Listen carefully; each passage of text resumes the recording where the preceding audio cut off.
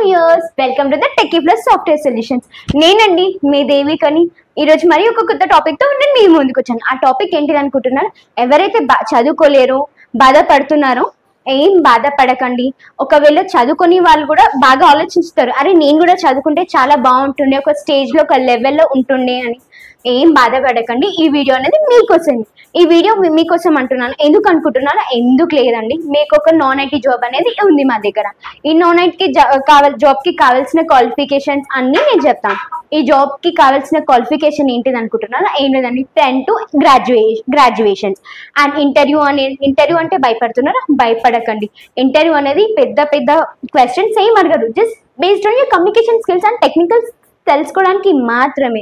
And job వచ్చేసి ఏంటిది అంటారు? ఏం లేదండి, telecaller, BPO and tech support, ఇంతే. అండ్ ఇంతకు మించి ఇంకా చాలా ఉన్నాయి వేకెన్సీస్ అనేది. అది మీకు నెక్స్ట్ వీడియోలో చెప్తాను. Thank you for watching this video.